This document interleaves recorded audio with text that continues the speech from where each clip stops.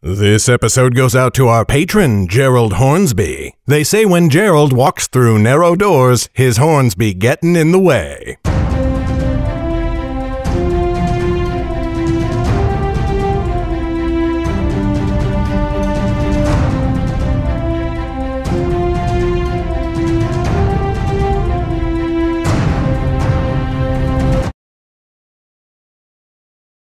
Hey listener, today I'm not doing any announcements, because today's episode is one of my absolute favorite scenes I've ever written, and I don't want to keep it from you even a moment longer than I have to. So now it's time for today's episode. Today you're getting chapter 17 of Shadeborn, the fourth book in the Nightblade epic. When we left off, Lauren and her friends had finally emerged from the Birchwood Forest into the Kingdom of Dorsey. Enjoy! Shadeborn, Chapter 17. They made camp on the wide plains of Dorsey that night. They found a crag of a hill in the midst of the flatlands, and settled down to the north of it so that it might block the light of their campfire from anyone who would follow them out of the birchwood. Lauren knew there might be shades in Dorsey already, and they might be seen from the west or north, but as they had seen no sign of their pursuers for days, the warmth of the fire seemed worth the risk. Chet took the first watch. Lauren had half expected Zane to volunteer, as he so often did now, but the wizard looked weary and worn. Almost as soon as they had built a fire, he curled up in his bedroll and slept. Lauren hoped that was a hopeful sign. When he had suffered from the Magestone sickness in the Great Rocks, he had gone through a time of great anguish and pain, followed by a bone-deep exhaustion. If he had come to that point already, it meant his recovery from now on would be less taxing. Lauren's thoughts were still much occupied with their fight against the shades in the birchwood, and the village full of corpses, and she feared that sleep might well elude her. But it was a warm night for autumn, and the soft glow of the fire quickly lulled her off to a deep slumber, one without dreams or dark thoughts. She woke feeling refreshed, more so than she had in all the many miles of their journey since Northwood, and as relaxed as if she had spent the night on one of Mag's softest mattresses. Then she saw the moons in the sky above her, and realized with a start that it was still the middle of the night. She looked about in confusion. Had a noise woken her? If so, it was gone now. Only dying embers remained of their fire, and the others were all curled in their blankets. The world was silent, save a faint whisper on the air and far-off birdsong. When she lifted her head, she saw Chet sitting by a rock near the edge of their camp. His head was bent down into his chest in slumber, and her mouth twisted in annoyance. It was foolish, and she would have words with him, but in the morning. For now, she would simply take the watch and let him sleep. They were all of them weary. But when she rose, she saw the elves. There were 6 of them, standing glowing in the starlight, only a few paces away from her sleeping friends. She knew them at once from the tales she had heard all her life. Those tales were told in quiet whispers in the night, for it was said that to speak of the creatures too often was to invite their wrath. The stories always came from survivors, of which there were precious few. When humans came upon elves in the 9 lands, more often than not, they did not survive to speak of it. They were all of different hues, but shared white clothing and the same raven-black hair, which hung long, down to the smalls of their backs, wafting gently with every movement.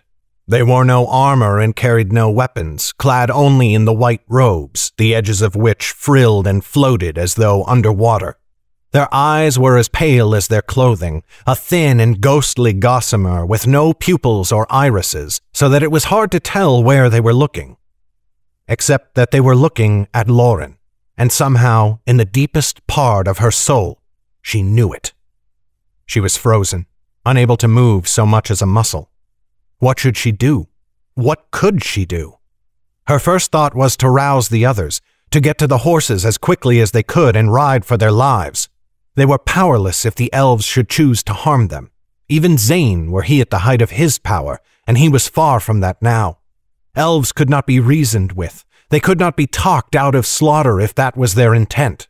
Indeed, so far as Lauren knew, no one had ever spoken to elves, nor knew the words that they used. But she and her friends could not run. Not now. They could never move fast enough. Even if Lauren left the others to save herself, the elves could be upon her in an instant. They would kill her and all the rest of them if that was their whim, and she could do nothing to stop it. A thought came into her mind. The dagger. It was on her belt. She never removed it, even when she slept, but she immediately dismissed that furtive instinct, for it was ridiculous. Mighty knights and kings had tried to battle elves, but none ever survived. What could such a tiny knife do against them? The dagger. This time the thought came more insistent, like a shout in her mind. And with a start, Lauren realized that the idea was not her own. The elves had given it to her. She studied them. They had not shifted so much as a muscle. Only their clothing and their hair moved, wafting gently as though in a breeze, though the night held no wind. They had not spoken. The words had come directly from their minds to her own. Lauren reached for her waist, desperately hoping that this was not a terrible mistake. If they thought she meant to fight them, they would kill her for certain. As quickly as she could, she drew the dagger and then flipped it about, holding it by the blade, hilt forwards. One tentative step she took towards them, then another. When she was a few paces away, she knelt and placed the dagger on the ground. Then they moved at last, or at least one of them did. It stepped away from the others and came forwards, and watching the movement of its limbs was like watching a courtly dancer. The elf was pure grace and ease, and at the same time it imparted a terrifying power. It held out a hand, its fingers curled as though around the dagger's hilt. Lauren pictured that hand circling her throat, and she quailed with fear. Then the dagger appeared, as if from nowhere, in the elf's hand. If it had reached for the blade, or moved it with some magic, Lauren had not seen it. One moment the dagger was not there, and then it was. The elf turned to the others and lifted the dagger. It flashed in the light of both moons, which were directly overhead, and Lauren thought she saw the silver glow of the elves reflected in its steel as well. And then the elves began to sing. Lauren burst into tears. Her knees failed her, and she fell to the ground in a heap. She buried her face in her hands, wailing, giving no heed to the sound of her voice or whether it might wake the others. The sound of the song was too beautiful, incomprehensible, for it was sung in no tongue she had ever heard. Soul-shattering, for Lauren felt that when it ended its grace would break her mind and leave her wishing always to hear it again. She felt as though it were transforming her from the inside out, changing something deep within her, something beyond explanation or hope of memory. The song stopped. Lauren lay there, still a wreck, aching to hear just one more note. And then, though they had sung to the dagger in chorus, as if in reverence, the elf took the blade by the tip and dropped it in the dirt. The dagger. The thought came to her again, and this time Lauren knew it for the elves. She struggled to hands and knees. The thought of standing seemed more than her body could bear. Slowly she crawled forwards, searching the ground for the blade. But she was too far beyond the fire, and her eyes were filled with tears besides, and she could not find it. A hand gripped her shoulder, and where it touched her she felt an incredible warmth. It was not a warmth of the body, but of the soul, and where it ran through her it filled her with hope and courage. But the hand was uncaring, uncompromising, and it lifted her to her feet without waiting for her to act. She found herself standing before the elf, looking into its gossamer white eyes, and then she realized that the glow in those eyes was the same glow she saw in Zane whenever he reached for his magic. This is the end, she thought. The elf would kill her now, for she had moved too slowly. She only hoped it would leave the others be. The dagger, came the thought, impatient. The elf was holding it now, its hilt towards her. She found her hand wrapped around the hilt, though she had not meant to move it. The elf released the blade, and then her shoulder, and the world seemed darker and more horrible than it had before she felt its touch. The stones. And now in her mind's eye she saw the mage stones, the small packet wrapped in brown cloth that rested in one of the pockets of her cloak. "What?" she said out loud. She caught a movement, just the barest twitch of a muscle in the elf's jaw. Then it seized her again. Lauren wanted to burst out in hysterical laughter at the feeling of it, the power and the joy. But the elf, uncaring, reached into her cloak and seized the packet. From the brown cloth it drew one of the stones, and then broke it in half to hold before her eyes. The stones. Lauren took the stone between thumb and forefinger, gingerly. And in her mind's eye she saw herself putting the stone in her mouth, crunching down upon it and swallowing the dust. Her eyes widened with fear, and she thought of Zane. "No," she stammered. "I cannot." The elf seized her throat. She felt its skin upon her own, no longer dampened by the cloth that had protected her when it took her shoulder. Her mind threatened to collapse upon itself. She saw herself, all of herself, the bone and sinew and flesh beneath the skin, and the bright white light at the center of it all. But it was all of it distorted and misshapen, turned about so that she could see every angle of it at once. And from each part Lauren saw what looked like a thin thread, a silvery wisp of something that ran off back and forth in all directions, in every direction at once and none of them, and through time as quickly as through the many leagues they had traveled and would travel still. With the sight came knowing, and she knew that she beheld the skeins of time laid out before and behind her, and all of the many twists and turns that had led her to where she stood now. And farther, beyond the place where the camp lay, she saw those threads touching others, one at a time, and then great clusters all in a group, and twisting endlessly around each other in a pattern that covered all the 9 lands. The twisted, broken thing that was Lauren's body twitched, and from its mouth croaked the words, I cannot. Then the elf placed the mage stone in her mouth and released her, and the world was as it had always been. Lauren swallowed hard on instinct, and she felt the half-mage stone slide down her throat unbroken. She gasped, for she felt it creeping through her. She thought it might be like a black corruption, or some great sickness sliding through her veins. But it was nothing so terrible. It was a sharpening. Her mind had been a dull blade all her life, and the mage stone slid through her like a whetstone, honing its edge.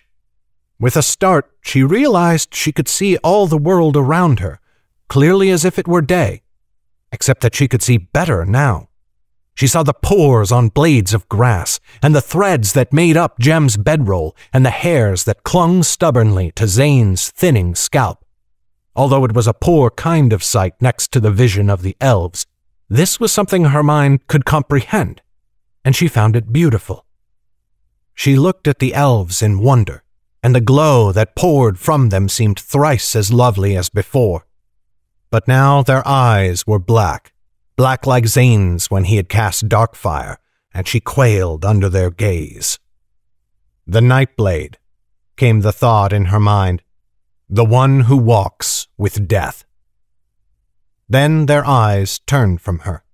All of them looked skyward, to where the moons continued their long path across the sky, west towards the horizon where they would finally set. As one, the elves turned, though Lauren did not see their feet move, and they began to wander off into the west. Back and forth they strayed, but always westerly, and though they did not seem to hurry, they were out of sight beyond the horizon in what seemed like no time at all. When the last glow of their presence faded from sight, Lauren went suddenly weak and fell to the grass again. She still felt the glamour of their presence in her mind, but without it there to sustain her, she was exhausted. What was more, the night vision of the mage stones had faded. The world was black around her again, black save for the silver moon's light, a light she already knew would remind her, for the rest of her days of the elves. At the sound of her dropping to the ground, Chet started awake where he sat against the rock. His head jerked, his eyes blinking furiously, and then he beheld her. "Lauren," he said. He tried to rise, but he was still groggy and nearly toppled over. "I fell asleep. The sky above cursed me. I'm sorry. I hardly thought myself tired, but then a deep weariness overcame me, as though— What is the matter?" She looked at him and only then realized that tears still trickled down her face, leaking from the corners of her eyes to leave their tracks upon her cheeks. Hastily she wiped at them with her sleeve. "Nothing," she said. "Nothing. Go, sleep in earnest. I will take the watch." "I have slept enough. Too much, it seems." He still looked worried, and he peered at her in the night as though trying to read her expression. "I can keep the watch for a while longer, at any rate." "No, I cannot sleep now. Rest yourself. I wish to be alone for a while." She could tell he was still worried, for he did not look away from her for quite a while. But he did not argue, only turned and went to his bedroll. Soon he was asleep like the rest, and Lauren marked that Jem's snores had resumed, loud as ever. Lauren took the other half of the mage stone the elf had fed her. She put it between her lips and bit down, and then swallowed, though her stomach clenched with fear to do so. But the mage stone went down the same as last time. Only now, she saw nothing, and the night was dark as ever. Brow furrowing, she reached into her cloak for the mage stone packet again. But in reaching for it, her hand brushed against the dagger's hilt once more. The night sprang into stark daylight, a vision beyond vision, where even the horizon seemed near. Her hand jerked back in surprise, and the vision vanished. She stared at the dagger a moment. Then she took it again, and could see as bright as day. Jordell had told her that her dagger held many magics, and one day he would teach them to her. He had died before he could teach her this one. But had he meant to teach it to her in the first place? Did he know the dagger held this power? Or was it some secret of the elves? Or had Jordell known, but withheld it because of the mage stones? Would they act on Lauren the same way they had acted on Zane? That thought came with its own terrors, and she shoved the mage stones as deep in her pocket as she could. Then she pulled them out and stood, intending to throw them into the darkness. But at the last second, she stopped. Mayhap she was wrong. Mayhap the mage stones would have no ill effects if she was not a mage. Mayhap the dagger itself protected her. She could not know, not at least for a while yet. And until she knew, it seemed foolish to throw away such a great amount of wealth, and a great amount of power. Lauren put the mage stones back in her cloak, and leaned against the rock once more. She put her hand on the dagger, then removed it, over and over again, watching the world turn from night to day each time. After a time, the vision faded, and she saw nothing more with the dagger in hand than she did without. But her thoughts went on wild journeys long afterward, recalling all she had seen when the elf touched her, and the words it had put into her mind. Nightblade, the one who walks with death. Those words stayed with her the longest.